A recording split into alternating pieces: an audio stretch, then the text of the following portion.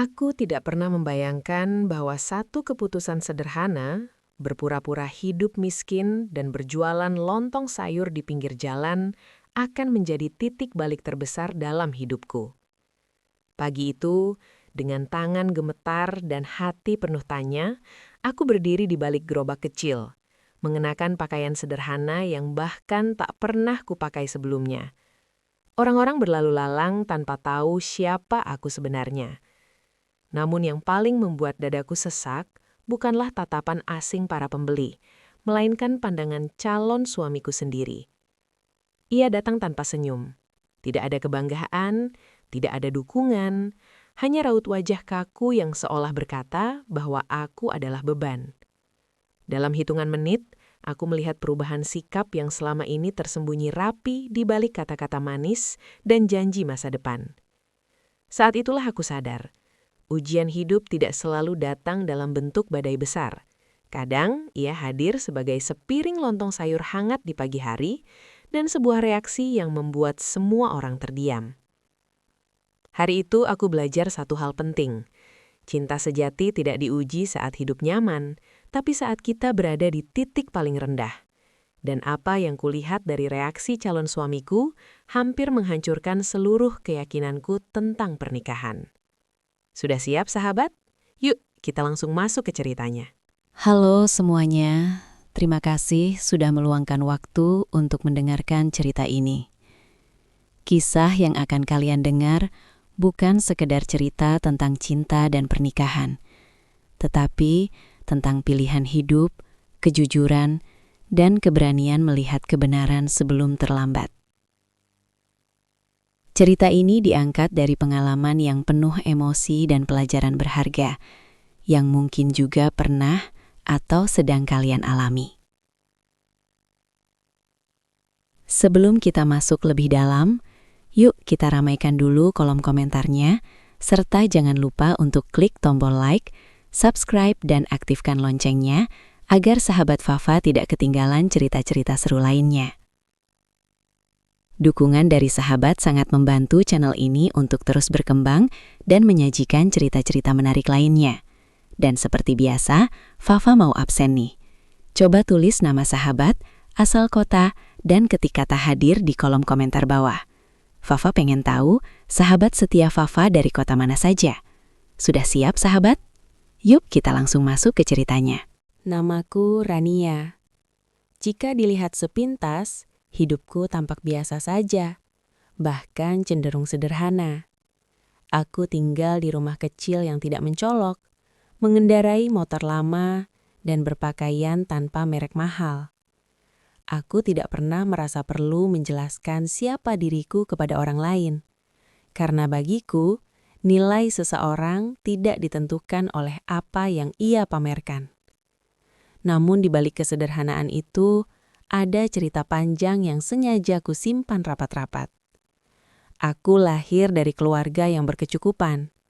Ayahku adalah pengusaha yang memulai segalanya dari nol. Ia pernah merasakan tidur di lantai toko, ditipu rekan bisnis, hingga bangkrut berkali-kali sebelum akhirnya berhasil membangun usaha properti yang stabil. Dari ayah, aku belajar satu prinsip hidup yang terus kupegang hingga sekarang. Kekayaan sejati bukan tentang berapa banyak yang kau miliki, tetapi tentang seberapa bijak kau bersikap saat kau memilikinya.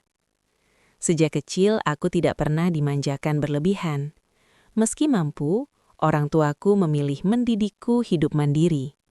Aku diajarkan memasak, membersihkan rumah, dan menghargai setiap rupiah yang dihasilkan dengan kerja keras. Saat teman-temanku sibuk memamerkan liburan dan barang mahal, aku justru sibuk membantu ibu mencatat keuangan rumah atau ikut ayah mengunjungi proyek bangunan. Setelah lulus kuliah, ayah tidak serta-merta memberiku jabatan atau modal besar. Ia hanya berkata, "Buktikan dulu kamu bisa berdiri dengan kakimu sendiri." Aku bekerja sebagai karyawan biasa di sebuah perusahaan kecil. Gajiku cukup, tapi jauh dari kata mewah. Tidak ada yang tahu bahwa diam-diam aku menabung dan mempelajari dunia investasi properti dengan serius. Beberapa tahun kemudian, Aku mulai membeli aset kecil atas namaku sendiri. Rumah kontrakan sederhana, ruko tua yang hampir tak dilirik orang, dan tanah kecil di pinggiran kota. Semua kulakukan pelan-pelan, tanpa sorotan, tanpa pamer. Aku menikmati prosesnya. Bagiku, hidup tenang jauh lebih berharga daripada pujian semu. Aku sering melihat bagaimana uang mengubah sikap seseorang. Aku menyaksikan sendiri bagaimana kerabat mendadak ramah ketika tahu latar belakang keluargaku, dan menjauh saat merasa tidak mendapat keuntungan. Dari situlah, aku belajar untuk berhati-hati, terutama dalam urusan hati. Dalam urusan cinta, aku tidak pernah tergesa-gesa. Aku percaya bahwa pasangan hidup bukan hanya tentang rasa suka, tetapi tentang nilai, sikap, dan cara memandang kehidupan. Aku ingin seseorang mencintaiku apa adanya, bukan karena apa yang kumiliki atau bisa kuberikan. Karena itulah, aku memilih menjalani hidup sederhana, bukan karena aku tidak mampu hidup mewah, melainkan karena aku ingin melihat dunia apa adanya. Aku ingin tahu siapa yang tetap menghormatiku saat aku tidak punya apa-apa, siapa yang tetap bertahan saat hidup tidak selalu nyaman. Keputusan itulah yang kelak membawaku pada pertemuan dengan seseorang yang mengubah arah hidupku.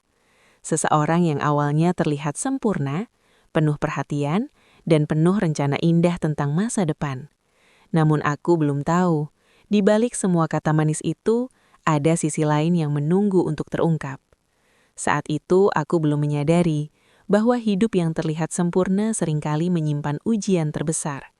Dan aku sama sekali tidak menyangka, kesederhanaan yang kupilih justru akan menjadi alat untuk membuka kebenaran paling menyakitkan dalam hidupku.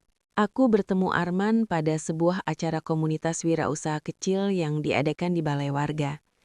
Awalnya, aku datang tanpa ekspektasi apapun. Aku hanya ingin mendengarkan diskusi dan bertukar pikiran dengan orang-orang baru. Di ruangan sederhana itu, penuh kursi plastik dan aroma kopi sachet, Arman duduk di barisan depan, tampil rapi dengan kemeja yang disetrika licin dan senyum yang mudah ditebar. Pertemuan kami bermula dari hal sepele. Seusai acara, ia menghampiriku dan memulai percakapan ringan tentang materi diskusi. Caranya berbicara percaya diri, terstruktur, dan tampak berwawasan. Ia mengaku bekerja di sebuah perusahaan swasta dan memiliki mimpi besar membangun usaha sendiri. Saat itu aku melihatnya sebagai pria yang ambisius, dan kejujuran itulah yang awalnya membuatku tertarik. Arman pandai membuat orang merasa didengarkan. Ia selalu mengangguk, memberi respons yang tepat, dan sesekali memuji pendapatku. Aku yang terbiasa menjaga jarak dengan orang baru, perlahan mulai membuka diri. Kami bertukar nomor, lalu mulai sering berkomunikasi. Pesannya rutin, perhatiannya konsisten. Setiap pagi ia mengucapkan selamat beraktivitas, setiap malam ia menanyakan kabarku. Namun sejak awal ada satu hal kecil yang sebenarnya sudah memberi isyarat. Dalam hampir setiap percakapan, Arman selalu menyinggung soal kesuksesan, penghasilan, dan kehidupan mapan. Ia sering berkata, "Aku ingin hidup enak, Ran, capek hidup susah." Kalimat itu terdengar wajar, tapi entah mengapa hatiku terasa terusik. Kami mulai sering bertemu. Arman selalu memilih tempat yang menurutnya pantas. Ia terlihat kurang nyaman ketika kami makan di warung sederhana. Pernah suatu kali aku mengajaknya makan bakso gerobak langgananku. Ia tersenyum kaku dan berkata, "Sesekali nggak apa-apa, tapi jangan sering-sering ya." Aku tertawa kecil, berusaha menganggapnya bercanda. Di hadapanku, Arman adalah pria penuh rencana. Ia berbicara tentang rumah impian, mobil idaman, dan kehidupan setelah menikah yang menurutnya harus terlihat berhasil. Ia sering mengatakan bahwa pasangan hidup harus bisa mendukung citra dan karier suami. Saat itu aku mulai bertanya dalam hati, apakah dukungan yang ia maksud adalah kebersamaan atau sekedar penampilan? Meski begitu, Arman juga punya sisi manis. Ia perhatian saat aku sakit, rela menunggu lama saat aku terlambat, dan selalu sigap menawarkan bantuan. Kombinasi inilah yang membuatku ragu pada instingku. Aku mencoba meyakinkan diri bahwa tidak ada manusia yang sempurna. Aku pun memilih untuk tetap bersikap apa adanya. Aku tidak pernah menceritakan latar belakang keluargaku. Aku membiarkan Arman mengenalku sebagai Rania yang sederhana, bekerja biasa, dan hidup hemat. Anehnya, ia tidak pernah benar-benar bertanya lebih dalam tentang kehidupanku. Selama itu tidak menyangkut potensi masa depan yang bisa ia banggakan. Seiring waktu, Arman mulai menunjukkan rasa kepemilikan. Ia menanyakan rencana karierku, penghasilanku, dan bagaimana aku membayangkan kehidupan setelah menikah. Setiap kali aku menjawab ingin hidup tenang dan cukup, ia tampak kurang puas. Cukup itu relatif, Ran. Yang penting terlihat berhasil. Kalimat itu terus terngiang di kepalaku. Aku mulai menyadari bahwa pandangan kami tentang hidup tidak sepenuhnya sejalan. Namun perasaan yang sudah terlanjur tumbuh membuatku enggan mengambil kesimpulan terlalu cepat. Disitulah aku berada, di persimpangan antara logika dan perasaan. Arman hadir sebagai sosok yang tampak ideal di mata banyak orang, namun meninggalkan tanda tanya besar di hatiku. Aku belum tahu saat itu bahwa pertemuan sederhana di balai warga itu akan menyeratku ke ujian paling berat dalam hidupku. Hubunganku dengan Arman baru berjalan 6 bulan ketika ia mulai membicarakan pernikahan dengan sangat serius. Awalnya aku menganggap itu sebagai tanda kesungguhan. Ia sering berkata bahwa ia tidak ingin berlama-lama berpacaran tanpa tujuan. Di satu sisi, kata-kata itu terdengar meyakinkan. Namun, di sisi lain, ada perasaan asing yang sulit kujelaskan. Seolah semua ini berjalan terlalu cepat, terlalu terencana, dan terlalu rapi.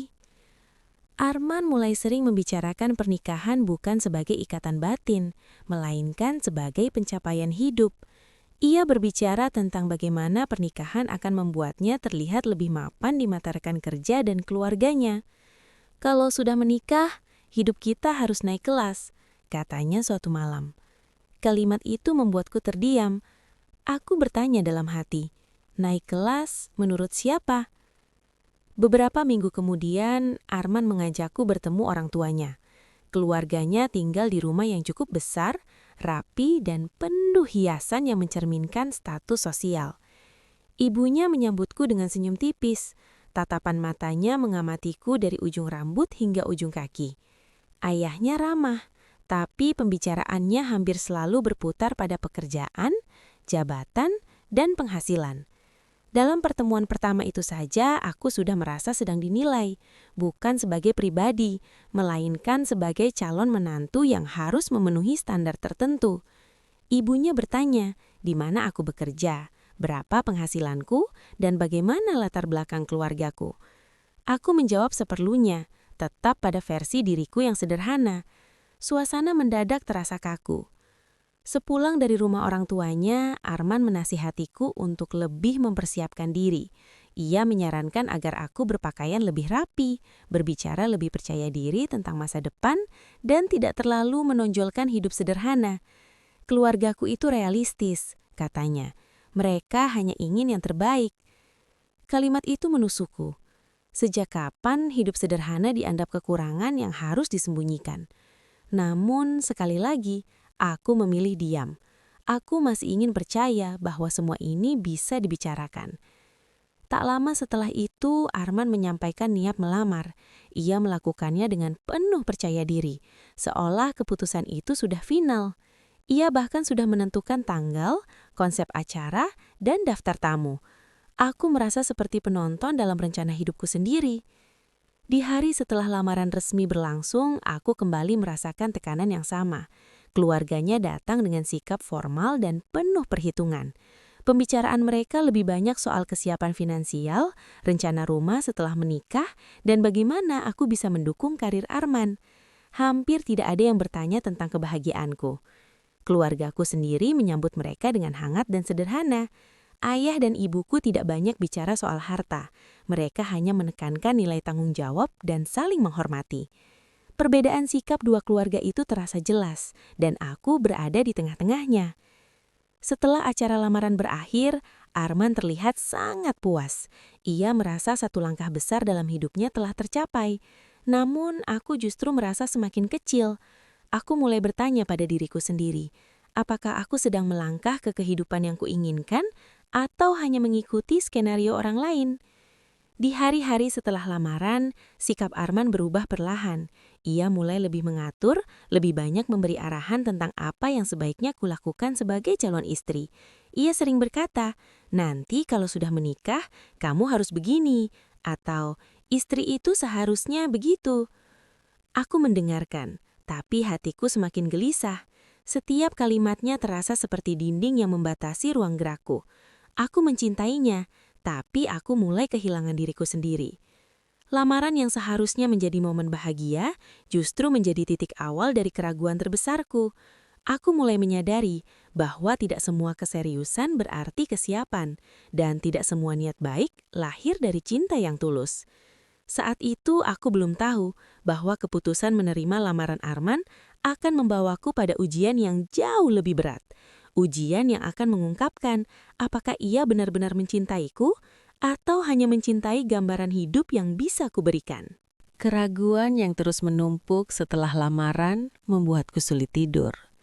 Setiap kali aku memejamkan mata, kata-kata Arman dan sikap keluarganya terulang di kepalaku. Tentang standar, tentang citra, tentang bagaimana seharusnya seorang istri mendukung kesuksesan suami. Di antara semua itu, aku hampir tak pernah mendengar satu kalimat sederhana. Apa yang kamu inginkan, Rania? Aku mulai bertanya pada diriku sendiri dengan jujur. Jika aku benar-benar hidup dalam kondisi sulit, apakah Arman akan tetap berada di sisiku? Jika aku tidak bisa memberikan kehidupan yang terlihat mapan, apakah ia masih akan mencintaiku dengan cara yang sama? Pertanyaan-pertanyaan itu semakin kuat, hingga akhirnya aku menyadari satu hal pahit. Aku belum benar-benar mengenal pria yang akan kunikahi. Keputusan untuk menguji Arman bukanlah hal yang muncul dalam semalam. Aku bergulat dengan rasa bersalah, takut dianggap licik atau tidak percaya. Namun lebih dari itu, aku takut menjalani pernikahan dengan mata tertutup. Aku tidak ingin terlambat menyadari kesalahan ketika semuanya sudah terikat sah. Suatu malam, aku berbicara dengan ibuku. Tanpa membuka seluruh rahasiaku, aku menceritakan kegelisahanku. Ibu hanya mendengarkan, lalu berkata pelan, "Nak, pasangan hidup itu bukan yang paling bangga saat kamu di atas, tapi yang tetap menggenggam tanganmu saat kamu jatuh." Kalimat itu menjadi pemantik keberanianku. Aku pun mengambil keputusan yang mengubah segalanya. Aku akan berpura-pura berada dalam kesulitan ekonomi. Aku ingin melihat reaksinya, bukan dari kata-katanya, tapi dari sikapnya. Aku ingin tahu apakah ia mencintaiku sebagai Rania atau sebagai simbol kehidupan mapan yang ia kejar. Untuk membuat penyamaran itu nyata, aku harus benar-benar masuk ke dalam peran. Aku berhenti menggunakan barang-barang yang bisa memberi kesan berkecukupan. Aku mulai mengenakan pakaian sederhana, bahkan kusam. Aku mengurangi pertemuan di tempat-tempat nyaman, dan perlahan membangun cerita bahwa kondisi keuanganku sedang terpuruk. Puncaknya aku memutuskan untuk berjualan lontong sayur. Bukan karena aku tidak punya pilihan lain, tapi karena aku ingin merasakan langsung bagaimana hidup di titik yang sering dipandang rendah oleh banyak orang. Aku menyewa gerobak kecil, belajar memasak dari seorang penjual langganan di dekat rumah, dan bangun setiap pagi sebelum subuh. Hari-hari pertamaku berjualan terasa sangat berat. Tanganku pegal, kakiku sakit berdiri terlalu lama, dan rasa malu sesekali menyelinap ketika bertemu orang-orang yang kukenal.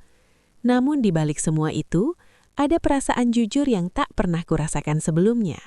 Aku merasa benar-benar hidup.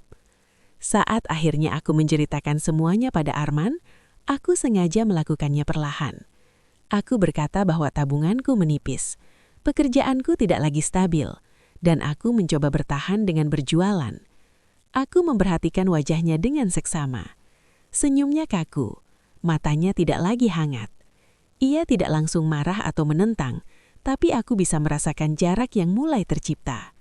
Pertanyaannya bukan tentang keadaanku, melainkan tentang dampaknya bagi rencana hidup kami. "Kamu yakin ini sementara?" tanyanya. Bukan, "Kamu kuat?" atau "Aku bisa bantu apa?" Disitulah hatiku mulai bersiap menghadapi kemungkinan terburuk.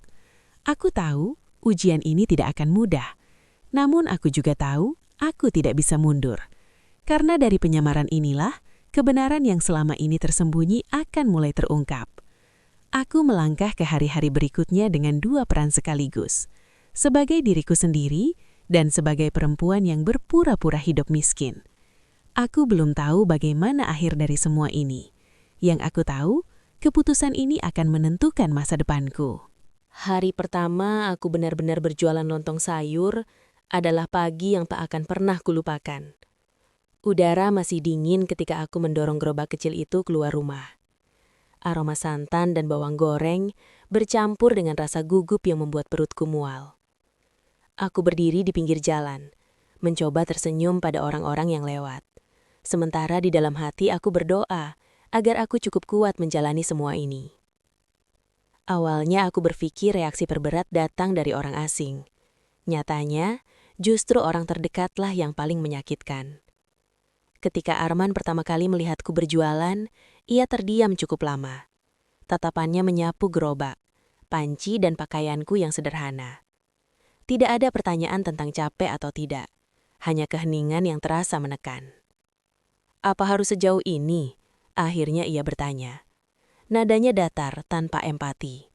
Aku menjawab pelan bahwa aku hanya berusaha bertahan.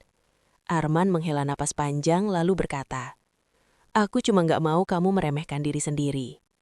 Kalimat itu terdengar seperti perhatian, tapi bagiku terasa seperti penolakan yang dibungkus rapi. Sejak hari itu, perubahan sikap Arman semakin jelas. Ia mulai jarang mengirim pesan pagi.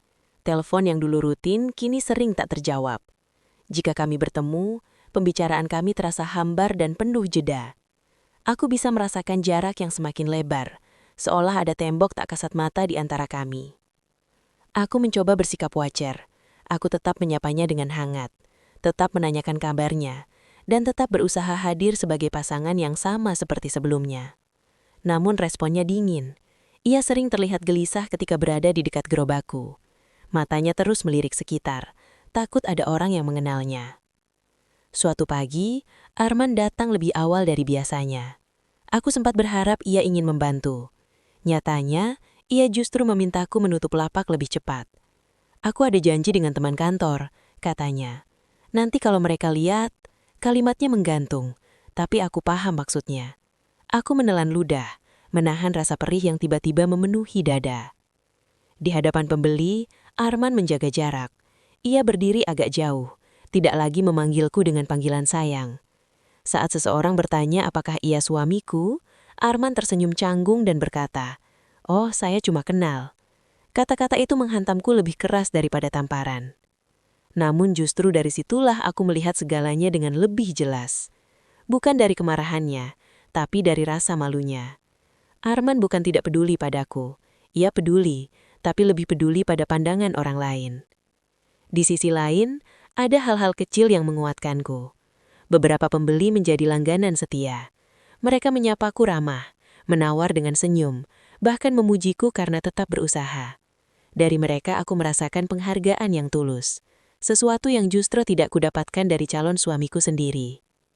Setiap malam, aku pulang dengan tubuh lelah dan pikiran penuh pertanyaan.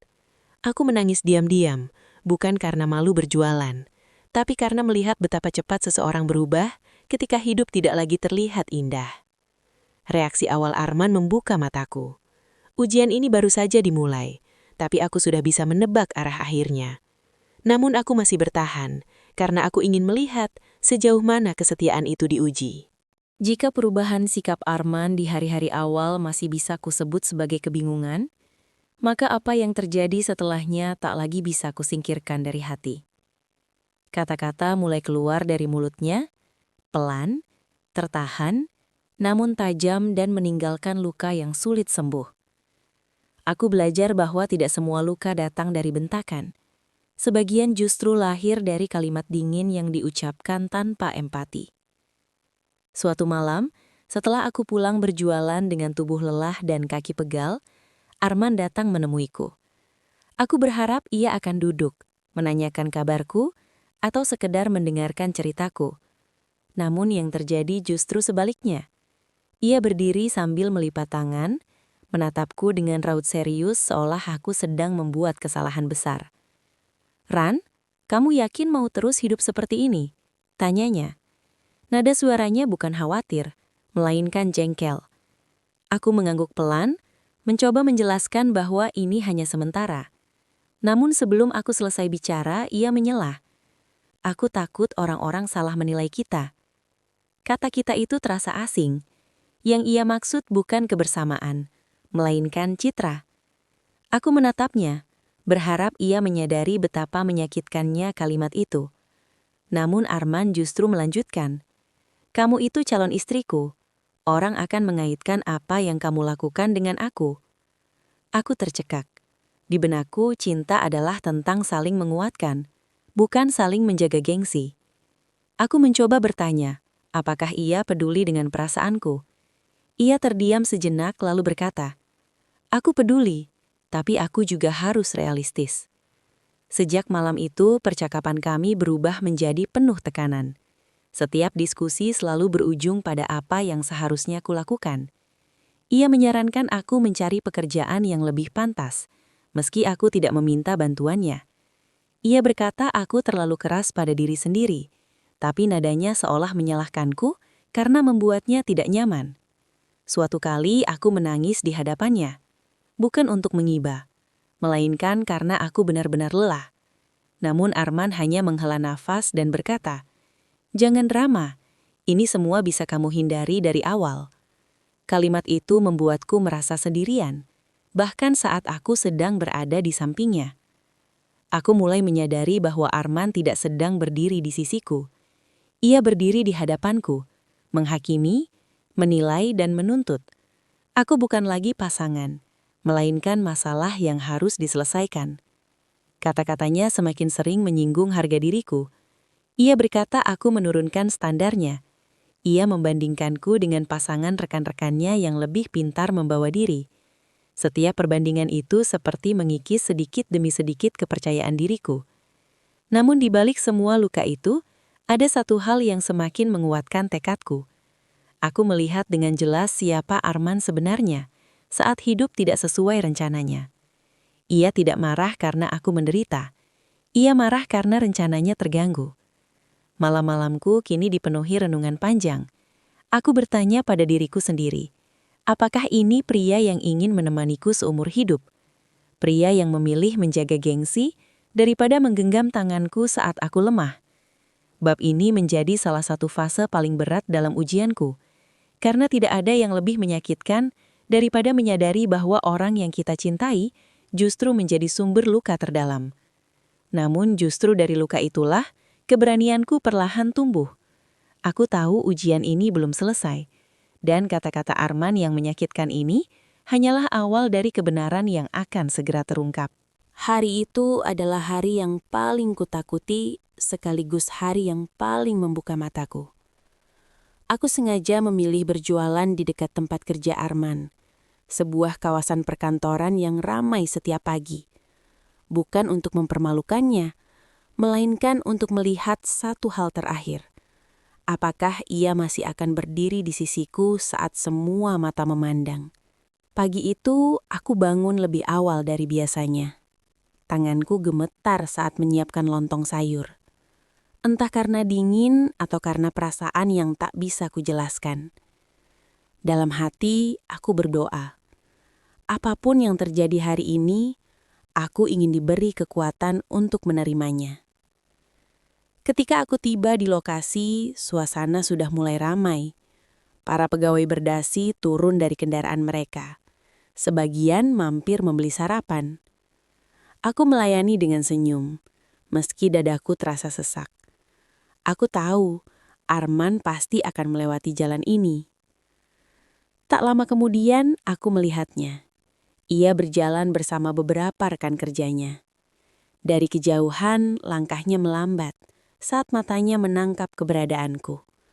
Aku melihat jelas perubahan ekspresi di wajahnya. Terkejut, panik, lalu kaku. Ia berhenti sejenak, lalu melanjutkan langkahnya tanpa menoleh ke arahku. Aku mencoba menahan perasaan. Mungkin ia hanya kaget, pikirku. Namun ketika ia kembali beberapa menit kemudian bersama rekan-rekannya, ia berpura-pura tidak mengenalku. Ia berdiri di antrian pembeli, menjaga jarak seolah aku orang asing. Seorang pembeli bertanya dengan ramah, "Mas, ini istrinya ya?" Arman tersenyum canggung. "Bukan," jawabnya cepat. "Saya cuma kenal." Kalimat itu membuat waktu seolah berhenti. Tanganku berhenti bergerak. Suara di sekelilingku memudar. Aku berdiri terpaku, mencoba bernafas. Sementara beberapa orang menatap kami dengan heran. Aku ingin bertanya, ingin menangis, ingin berteriak. Tapi yang bisa kulakukan hanya tersenyum dan melanjutkan melayani pembeli lain. Dalam hatiku, sesuatu runtuh sepenuhnya. Setelah rekan-rekannya pergi, Arman mendekat. Wajahnya tegang. "Kenapa kamu jualan di sini?" bisiknya dengan nada marah. Bukan khawatir, bukan peduli. Marah. Aku menjawab pelan. "Karena di sini ramai." Ia menarik nafas kasar. "Kamu bikin aku malu." Kalimat itu adalah pukulan terakhir. Bukan karena aku berjualan, tapi karena ia lebih malu pada orang lain daripada kehilangan perasaanku. Aku menatapnya lama. Untuk pertama kalinya, aku tidak berusaha membela diri. Aku tidak menjelaskan, tidak meminta maaf. Aku hanya berkata, "Kalau kamu malu denganku sekarang, bagaimana nanti saat hidup tidak selalu mudah?" Arman terdiam. Ia tidak menjawab. Dan keheningan itulah yang memberiku semua jawaban. Hari itu aku pulang dengan langkah berat, tapi hati yang anehnya terasa lebih ringan. Aku akhirnya melihat kebenaran tanpa perlu penjelasan panjang. Cinta yang bergantung pada gengsi tidak akan bertahan dalam badai kehidupan. Puncak ujian itu mengajarkanku satu hal pahit namun jujur.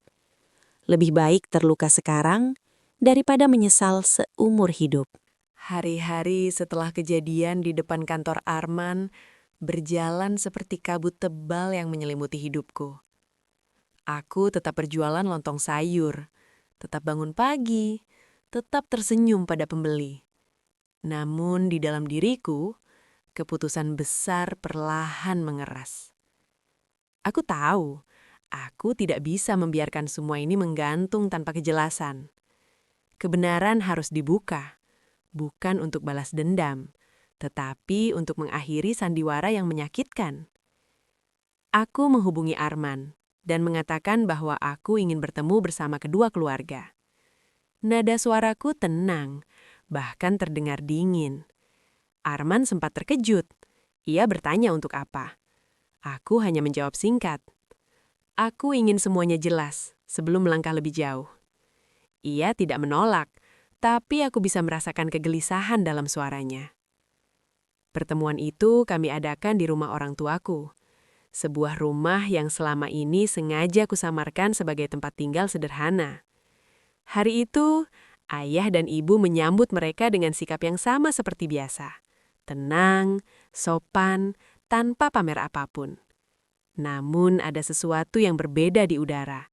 Seolah semua orang merasakan bahwa pertemuan ini bukan pertemuan biasa. Arman datang bersama orang tuanya. Wajahnya tegang. Sejak duduk, ia berkali-kali melirikku, seakan mencoba membaca apa yang akan kulakukan. Aku membiarkannya menunggu. Aku ingin ia merasakan sedikit dari kegelisahan yang selama ini kupendam sendirian. Setelah pembicaraan basa-basi selesai, ayah mempersilahkanku berbicara. Tanganku dingin, tapi suaraku mantap. Aku berdiri dan menatap semua orang satu persatu. "Ada hal penting yang perlu saya sampaikan," kataku. Ruangan langsung hening. Aku mulai menceritakan keputusanku hidup sederhana, tentang bagaimana aku memilih tidak menunjukkan latar belakang keluargaku, tentang bagaimana aku ingin dicintai sebagai manusia, bukan sebagai status. Lalu perlahan, aku membuka bagian yang selama ini kusimpan rapat, tentang usaha properti yang kumiliki, aset yang kujalankan, dan alasan mengapa aku berpura-pura mengalami kesulitan ekonomi. Wajah Ibu Arman berubah. Ayahnya terdiam dengan alis mengkernyit. Arman sendiri terlihat seperti kehilangan kata-kata. Matanya membesar, jahangnya mengeras, dan napasnya terdengar berat. Aku melanjutkan ceritaku tanpa emosi berlebihan. Aku menjelaskan bahwa penyamaran itu bukan permainan, melainkan ujian terakhir sebelum pernikahan. Ujian untuk melihat apakah calon pendamping hidupku akan tetap menghormatiku ketika aku berada di titik yang dianggap rendah oleh dunia. Aku ingin tahu, kataku pelan tapi tegas. Apakah aku dicintai sebagai Rania atau sebagai gambaran hidup mapan yang kamu harapkan? Ruangan itu sunyi. Tidak ada yang berani memotong. Arman menunduk. Untuk pertama kalinya sejak aku mengenalnya, ia terlihat kecil. Ibinya memecah keheningan dengan suara bergetar. Ia mengatakan tidak menyangka. Ia bertanya mengapa aku tidak jujur sejak awal. Aku menjawab dengan jujur pula, bahwa kejujuran tanpa kesiapan mental hanya akan menjerumuskanku pada hubungan yang salah. Arman akhirnya berbicara. Ia minta maaf. Kata-katanya terdengar runtut, bahkan meyakinkan. Namun aku sudah terlalu mengenalnya. Penyesalan itu muncul bukan karena ia menyakitiku, melainkan karena ia baru sadar bahwa aku bukan perempuan yang bisa dipandang rendah. Aku menatapnya lama. Di detik itu, aku tidak merasakan marah. Yang ada hanyalah kejelasan. Semua pertanyaan yang selama ini menghantuiku terjawab tanpa perlu debat panjang. Kebenaran yang terbuka hari itu tidak hanya mengejutkan Arman dan keluarganya, tetapi juga membebaskanku. Aku tahu, apapun keputusan yang kuambil setelah ini, aku tidak lagi berjalan dalam kebingungan. Setelah kebenaran itu terucap, ruangan seakan kehilangan udara. Tidak ada suara selain tarikan napas berat dan gesekan kursi. Arman masih tertunduk. Kedua tangannya saling menggenggam erat, seolah mencoba menahan sesuatu yang runtuh di dalam dirinya. Wajah yang dulu penuh percaya diri, kini tampak pucat dan rapuh. Aku duduk kembali dengan tenang. Anehnya, jantungku tidak lagi berdegup kencang. Semua yang perlu kukatakan telah kusampaikan. Kini aku hanya menunggu, bukan untuk meminta pengakuan, melainkan untuk melihat reaksi yang selama ini tersembunyi di balik topeng kesopanan. Arman mengangkat wajahnya perlahan. Matanya berkaca-kaca, tapi pandangannya tidak menatapku, melainkan lantai. "Aku salah," katanya lirih. "Aku nggak tahu kamu sejauh ini. Aku nggak tahu kalau kamu sekuat itu." Kalimatnya membuatku tersenyum pahit. Ia baru mengakui kekuatanku setelah mengetahui siapa aku sebenarnya. Bukan setelah melihatku bangun subuh, berdiri berjam-jam, atau menelan malu di depan umum. Ibunya ikut bicara. Nada suaranya berubah, lebih lembut dari sebelumnya. Ia mengatakan bahwa sikap mereka selama ini mungkin terlalu keras. Ia menyebutkan kekhawatiran sebagai orang tua yang ingin masa depan anaknya terjamin. Kata-katanya terdengar masuk akal, namun bagiku terasa terlambat. Ayah Arman menambahkan bahwa dalam hidup memang wajar menilai kesiapan finansial. Namun kali ini suaranya terdengar ragu, seolah baru menyadari bahwa penilaian itu telah melukai seseorang. Arman lalu menatapku. Untuk pertama kalinya sejak pertemuan dimulai, matanya benar-benar mencari mataku. "Aku minta maaf karena nggak ada di samping kamu saat kamu susah," katanya. "Aku takut, aku malu, dan aku salah." Pengakuan itu jujur, setidaknya sebagian. Namun aku belajar satu hal penting. Kejujuran yang datang setelah kenyataan terungkap bukanlah keberanian, melainkan konsekuensi. Aku menjawab dengan suara tenang. Aku mengatakan bahwa maafnya aku terima sebagai bentuk kedewasaan, tapi bukan sebagai tiket untuk melanjutkan segalanya seperti semula. Aku menjelaskan bahwa luka yang ditinggalkan bukan tentang harta, melainkan tentang sikap. "Aku tidak butuh pasangan yang sempurna," kataku. "Aku hanya butuh seseorang yang tidak meninggalkanku saat dunia memandangku rendah." Kata-kataku membuat ruangan kembali sunyi. Ibu Arman menunduk. Ayahnya menarik napas panjang. Arman terdiam, seolah akhirnya memahami bahwa ini bukan negosiasi. Ia mencoba berbicara lagi, kali ini dengan nada memohon. Ia ingin memperbaiki semuanya, ingin membuktikan bahwa ia bisa berubah. Ia berjanji akan mendukung apapun yang kulakukan. Aku mendengarkan tanpa menyelah. Namun di dalam hatiku, jawabannya sudah bulat. Perubahan sejati tidak lahir dari rasa takut kehilangan, melainkan dari nilai yang sejak awal tertanam. Aku menatap kedua orang tuaku. Mereka tidak berkata apa-apa, tapi dari sorot mata mereka, aku tahu, apapun keputusanku, mereka akan mendukung. Dukungan itulah yang memberiku kekuatan terakhir. Aku menghargai kejujuranmu hari ini, pada Arman. Tapi pernikahan bukan tempat untuk belajar menghargai dari nol. Itu seharusnya sudah ada sejak awal. Arman terdiam lama. Wajahnya menunjukkan campuran penyesalan, kehilangan, dan kesadaran yang datang terlambat. Momen itu akan selalu kuingat, bukan karena dramanya, tapi karena kejelasan yang akhirnya hadir. Pertemuan hari itu berakhir tanpa teriakan, tanpa air mata berlebihan, namun dampaknya jauh lebih dalam daripada pertengkaran apapun. Reaksi Arman hari itu mengukir satu pelajaran abadi dalam hidupku. Aku pulang dengan langkah mantap. Untuk pertama kalinya setelah sekian lama, aku merasa bebas. Bukan karena aku menang, tapi karena aku jujur pada diriku sendiri. Pagi itu datang dengan cara yang berbeda. Matahari terbit perlahan, cahayanya menyelinap masuk melalui celah jendela kamar, menyentuh wajahku yang masih terjaga sejak subuh.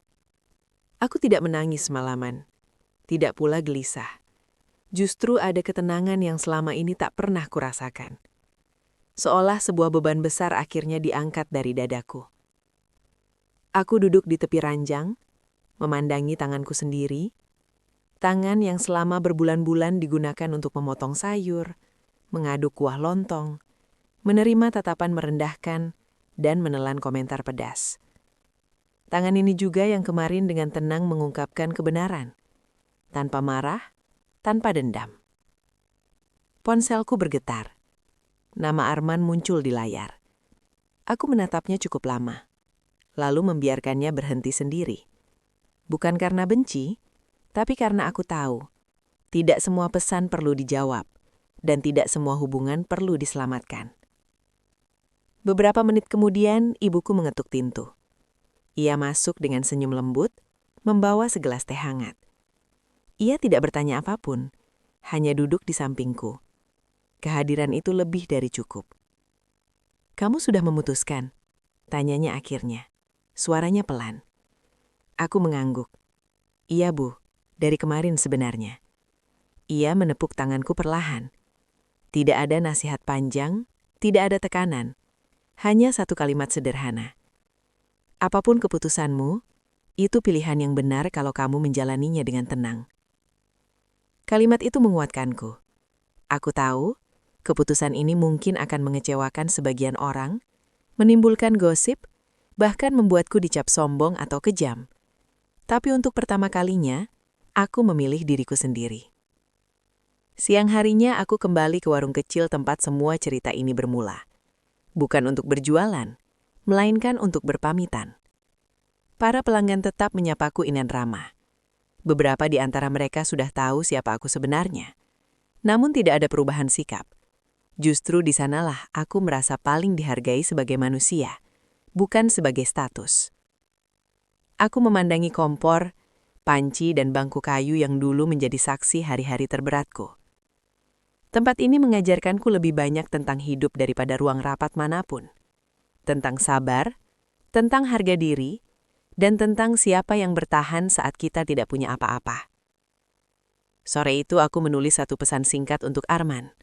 Isinya ringkas, tanpa emosi berlebihan. Aku mengucapkan terima kasih atas waktu yang pernah kami lalui, lalu menyampaikan keputusanku untuk mengakhiri rencana pernikahan. Aku tidak menyalahkan, tidak mengungkit, aku hanya jujur. Beberapa menit kemudian, balasannya masuk. Panjang, penuh penyesalan, penuh janji. Namun kali ini kata-kata itu tidak lagi menggoyahkanku. Aku meletakkan ponsel dan menatap langit yang mulai gelap. Dalam hati aku berdoa, bukan agar ia menyesal lebih lama, tapi agar ia benar-benar belajar. Karena setiap orang berhak tumbuh, meski tidak selalu bersama orang yang sama. Hari-hari berikutnya berjalan perlahan, namun ringan. Aku kembali menjalani kehidupanku yang sebenarnya, bukan sebagai penyamar, bukan sebagai penguji, melainkan sebagai diriku sendiri. Aku kembali ke dunia profesional yang aku tinggalkan sementara, namun dengan perspektif baru. Pengalaman ini mengubah caraku memandang cinta. Aku belajar bahwa cinta bukan tentang bertahan saat nyaman, tapi tentang berdiri di samping seseorang saat dunia meragukannya. Dan jika itu tidak ada, seberapa besar pun rasa, ia tidak layak diperjuangkan. Suatu malam aku menerima pesan dari seorang pelanggan lama warung. Ia menuliskan betapa kisahku menginspirasi banyak orang. Aku tersenyum. Aku tidak pernah berniat memberi pelajaran, tapi jika kejujuranku bisa menyadarkan orang, itu lebih dari cukup. Kini, ketika aku berdiri di depan cermin, aku melihat perempuan yang berbeda. Bukan lebih kaya, bukan lebih tinggi derajatnya, tapi lebih utuh, lebih berani, lebih menghargai dirinya sendiri. Aku tidak tahu apa yang akan terjadi esok hari, tapi satu hal pasti, aku tidak lagi takut menjadi diriku sendiri dalam kondisi apapun. Dan untuk siapapun yang mendengar kisah ini, ingatlah satu hal, jangan pernah mengukur nilai seseorang dari apa yang terlihat di permukaan. Karena seringkali, yang tampak sederhana justru menyimpan kekuatan paling besar. Terima kasih sudah bertahan hingga akhir cerita ini. Kisah ini bukan sekedar tentang menyamar, harta, atau siapa yang merasa paling benar. Ini adalah pengingat bahwa nilai seseorang tidak pernah ditentukan oleh apa yang ia pakai, apa yang ia jual, atau seberapa besar isi dompetnya. Nilai sejati terlihat dari cara kita memperlakukan orang lain saat tidak ada keuntungan yang bisa kita ambil. Jika hari ini kamu sedang merasa diremehkan, diabaikan, atau dipandang rendah karena keadaanmu, ingatlah satu hal. Kamu tidak perlu berubah menjadi orang lain untuk layak dihargai. Orang yang tepat akan melihat perjuanganmu, bukan hanya akhir hasilnya. Semoga cerita ini bisa menjadi cermin sekaligus penguat, bahwa memilih diri sendiri bukanlah egois, melainkan bentuk keberanian paling jujur. Terima kasih atas waktu, dukungan, dan perhatian kalian untuk channel ini. Jangan lupa like, subscribe, dan bagikan jika kisah ini terasa dekat dengan hidupmu. Sampai jumpa di cerita kisah Fafa berikutnya, dengan cerita kehidupan lain yang penuh pelajaran dan makna.